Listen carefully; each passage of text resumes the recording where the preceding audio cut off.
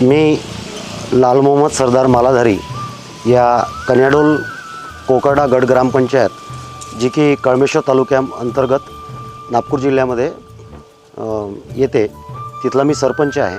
आणि माझी ग्रामपंचायत मी निवडून आल्याच्या म्हणजे डिसेंबरमध्ये निवडून आल्याच्या नंतर सर्वात अगोदर आम्ही ISO सर्टिफाईड केली. ISO सर्टिफाईड करण्यासाठी जेवढे पण नॉर्म्स होते, डॉक्युमेंटेशन, फायलिंग, परिसर, ग्रामपंचायत कार्यालय आणि त्याच्या सर्व ज्या कंडिशन्स होत्या त्या सर्व आम्ही फुलफिल केल्या आणि आम्हाला ISO सर्टिफिकेट मिळालेलं आहे आणि माझी ग्रामपंचायत ISO सर्टिफाईड झालेली आहे.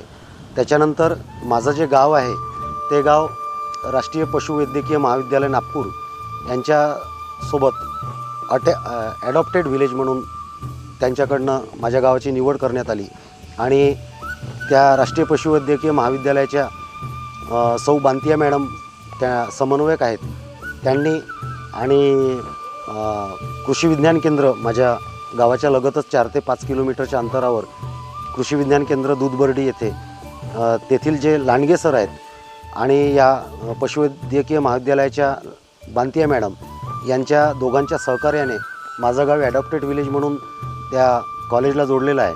आणि त्याच्या अंतर्गत आमच्या इथे गेल्या मार्च 2024मध्ये तेथील जे शिकाऊ डॉक्टर आहेत, मुलं आणि मुली, त्यांचा जवळपास 10 दिवसाचा रहिवासी कॅम्प, रेसिडेन्शियल NSS कॅम्प माझ्या इथे या दोन्ही समन्वयकांनी लांडगे सर आणि बांतिया मॅडमनी राबवला आणि त्या अंतर्गत माझ्या गावाला भरपूर सारा म्हणजे फायदा झाला. सर्वात मोठा फायदा म्हणजे की त्यांनी माझा जो हा ग्रामपंचायतचा परिसर आहे, माझ्या जिल्हा परिषद शाळेचा जो परिसर आहे, पूर्ण त्या मुलांनी सायंकाळी 7-8 वाजेपर्यंत जागून म्हणजे आम्ही त्याच्यामध्ये त्यांना जे मटेरियल लागत होतं ते अवेलेबल करून दिलं. त्यांनी पूर्ण परिसर माझा रंगरोटी करून दिला. त्याच्यानंतर त्याच्यावर सर्व चित्रीकरण करून दिलं, पेंटिंग्स काढल्या, ज्या समाजाला वेगवेगळ्या प्रेरणा देतील अशा पेंटिंग्स आहेत. माझ्या गावाला हौद आहे, जिथे मी बोलत आहे इथूनच 5-10 मिनिटाच्या अंतरावर सार्वजनिक हौद आहे जनावरांसाठी. तो हौद पूर्णपणे त्यांनी त्याचा अगोदर स्वच्छता केली आणि त्याला व्हाईट वॉश करून आज तो हौद खूपच म्हणजे माझ्या येथील जनावर जे पाणी पिण्यासाठी उपयुक्त ठरलेलं आहे. त्याच्यानंतर 2 वेळा त्यांनी एक डेअरी फार्मचा आणि एक पशुपालनाचा म्हणजे शेळ्या आणि मेंढ्या किंवा बकऱ्यांचा असे 2 प्रशिक्षण कार्यक्रमसुद्धा घेतले आणि लेडीजला मॅसेज देण्यासाठी गृहउद्योग म्हणून त्यांनी वेगवेगळं त्याचं पण ट्रेनिंग घेतलं आणि असे 7-8 दिवस वेगवेगळे प्रशिक्षण कार्यक्रम इथे राबवले. आणि आज माझ्या गावातल्या जवळपास 100 नागरिकांकडे अंदाजन, त्याच्यापेक्षा जास्त असू शकेल, त्यांच्याकडे त्या प्रशिक्षणाचं सर्टिफिकेट आहे, जे त्यांना उद्या चालून कुठल्याही शासकीय योजनेचा जर लाभ घ्यायचा असेल तर ते उपयुक्त ठरणार आहे.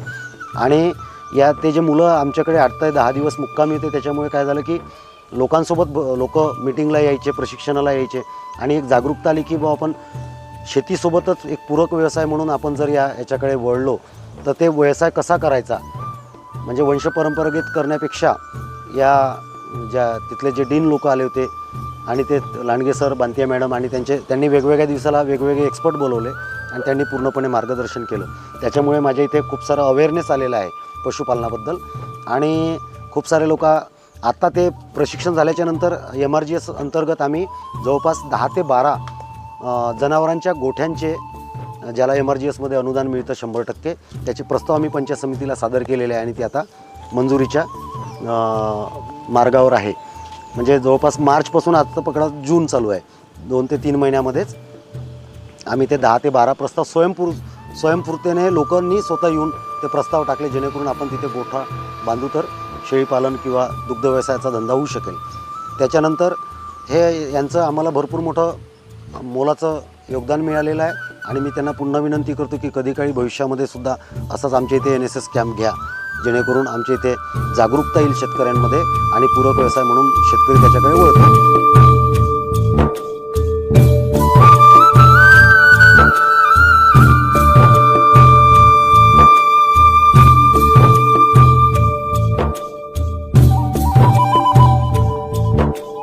नागपूर पशुवैद्यक महाविद्यालयाअंतर्गत राष्ट्रीय सेवा योजनाद्वारे 7 दिवसीय निवासी विशेष शिबिराचे आयोजन कनियाडोल तालुका कलमेश्वर जिल्हा नागपूर येथे हे आयोजन करण्यात आले होते. इथे 29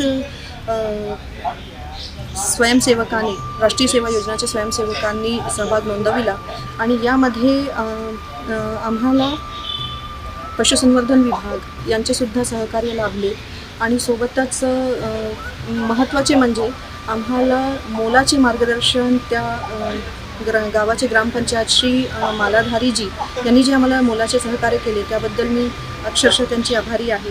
सोबतच आमचे महाविद्यालयाचे सहयोगी अधिष्ठाता डॉक्टर AP सोनकुवर सर ज्यांनी आम्हाला मार्गदर्शन केलं आणि प्रोत्साहित केलं, त्यांचीसुद्धा मी या विशेष कार्यक्रमाकरिता त्यांचेसुद्धा आभारी आहे. त्याचबरोबर कृषी विज्ञान केंद्रचे प्रमुख डॉक्टर सालीपूत लांडगे सर ज्यांच्यासोबत संयुक्त विद्यमाने आम्ही तिथे प्रशिक्षणाचे कार्यक्रम, दुग्ध व्यवसाय आणि शेळीपालन प्रशिक्षणाचे कार्यक्रमचे नियोजन केलं, त्याबद्दलसुद्धा मी त्यांची आभारी आहे.